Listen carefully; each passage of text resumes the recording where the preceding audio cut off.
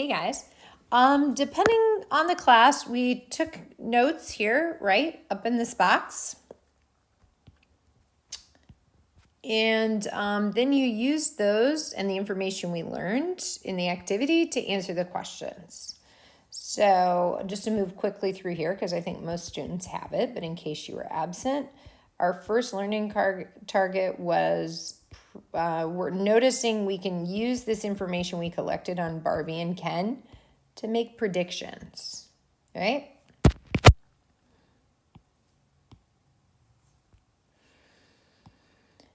The other learning target we learned about today is what is a residual. Okay, so that's a new word that we're using, and it's essentially talking about how far from our prediction did we get.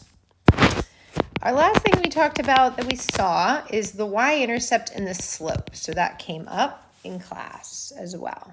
Okay, so as we look at these three things, we think about, to make a prediction, we have our y hat is equal to a plus bx. This looks a lot like our y equals mx plus b formula, but in statistics, it makes a lot more sense to list it in this manner because this is usually where we start. So we started with Barbie's height. That was the y-intercept. So she traveled that distance before she even put one rubber band around her ankles. This is our slope, the number in front of the x, and this ends up being our prediction. How far is Barbie going to travel? Our predicted distance. Now we want to be careful here. We noticed we can't really use this formula beyond the domain of our values. So we call that extrapolation. All right, so be careful not to go beyond those values. So we notice in today's, we created a probability model that was in the range from 0 to 7. So we'd be comfortable using it to predict values in this range, maybe one or two higher than that. But using it for a lot higher, it probably is not going to be as accurate. So that's what we mean by extrapolation. All right, learning target 2, what is a residual? Well, a residual is our actual minus our predicted. And if you notice, I said this a lot, the last chapter, it's the top of the z-score formula. So we notice it makes this mnemonic wrap, RA minus P. So what is a residual? Well, it's the actual distance we travel, or your y context. You would say, the actual distance traveled was, and whatever your residual was. So we ended up getting a residual, I think, of about 2. And then you have to say whether it was above or below whatever the predicted value was. And we did this for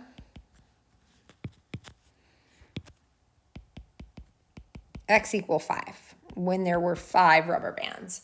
So we use this to say today that the actual distance traveled of Barbie was a residual. It was like 2.5 centimeters above the predicted. When x was 5, there were 5 rubber bands. So you're like, well, why? Or how did you get that? Well, it's because if you notice back here, we end up getting, 60. We ended up getting like 62.5, and the actual one was 64. So the actual score was higher than predicted. Our prediction was lower, and our actual value was higher. So what was our wording for our y-intercept and slope? It said, we understand that our y-intercept had context in the problem. So what is a y-intercept? Well, essentially, it's what happens when x happens to be 0 in the context of that problem. So 0 rubber bands. So when we have 0 rubber bands around Barbie, the predicted y context or distance traveled is, and then we want to list our y-intercept, whatever that number is. So in our problem, it was when there were 0 rubber bands. The predicted distance traveled of Barbie was, and I think our y-intercept was 25.3 centimeters. So that is what the y-intercept was, and that's what it meant in the context of the problem. Now for slope. Slope was the other number. It was about 7.5. So when they ask us to interpret it, we would say, well, with each additional rubber band we added to Barbie. So that was our X context, our rubber bands. The predicted value, and that was our Y, the predicted distance traveled. And we must say increased or decreased. So if the slope is positive, we'll say increase. Or if the slope is negative, we'll say decrease by whatever that slope is. So let's try that out. In the context of our problem, we said with each additional rubber band, the predicted distance of Barbie traveled increased by 7.5 centimeters. Each rubber band we add, Barbie goes another 7.5 centimeters. So that's what our slope meant in the context of our problem. Now that we have scripts to use, we can write those out in these examples here. So first we see here is our formula. So we're using it to track, he uses the Apple Watch to track his distance and the number of calories burned. So Y is calories burned, right? And X is distance in miles, okay? So what is my slope? Well, that's the number in front of the X, 160. So now I need to interpret it. So I'm gonna grab this and insert those values, right? So we'll say with each additional distance in miles, the predicted calories burned increases, because this is a positive number, by 160 calories. So each mile he goes another 160 calories. So we say with each additional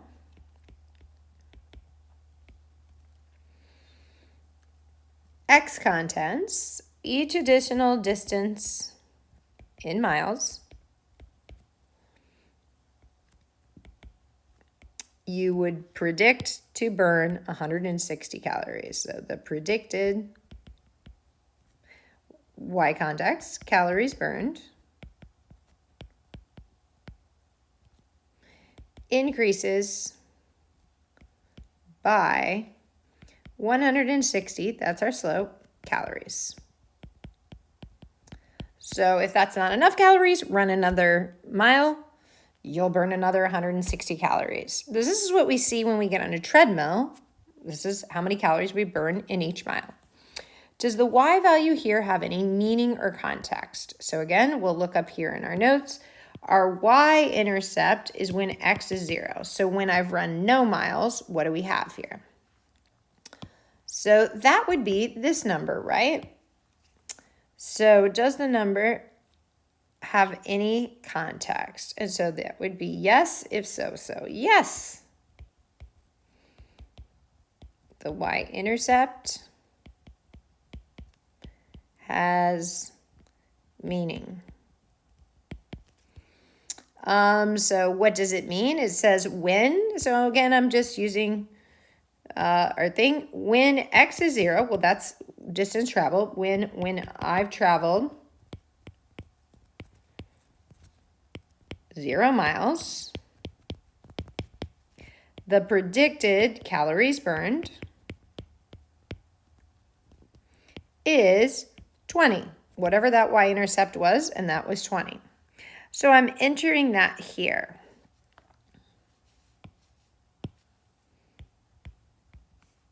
When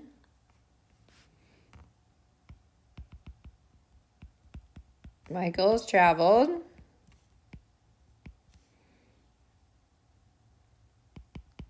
0 miles.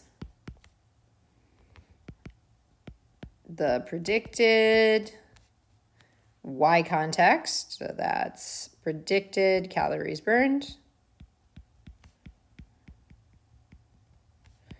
is 20 calories. So he's burning 20 calories even before he runs. And we know that we burn just by, walking around and breathing, and we burn some calories. Predict the number of calories Michael burns if he runs 5 miles. So 5 miles gets plugged in there. So our predicted calories burned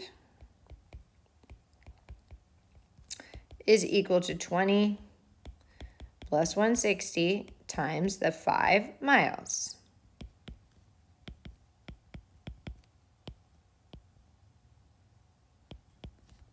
So we get 820 calories. Now this might be, we know, chance variation. In fact, if Michael runs 5 miles one day and 5 days, another day, he might run a little more than that, a little less than that. But essentially, that's how many calories we would predict. Now it says calculate and interpret the residual if the watch said it burned 910 on the 5 mile run. So our residual in our notes, right? Our residual is equal to actual minus predicted.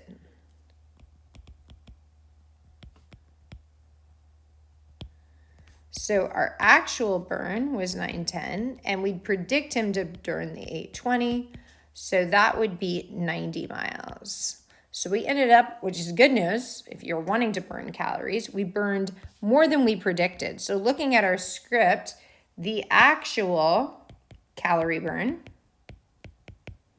was whatever that residual was, right? 90 calories above the predicted value when he runs 5 miles, right? So that's what we're going to put in our problem. Calculate and interpret. So we're going to say the actual calories burned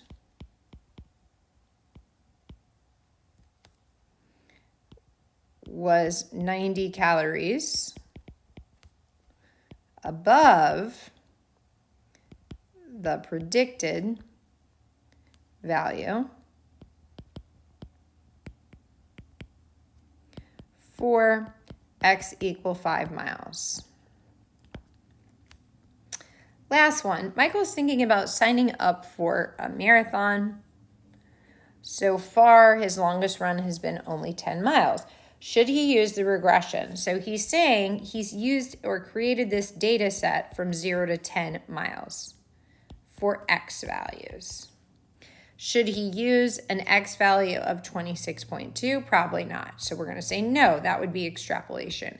26.2 miles is far outside of the data he has collected. This is extrapolation, and we want to avoid that. Extrapolation.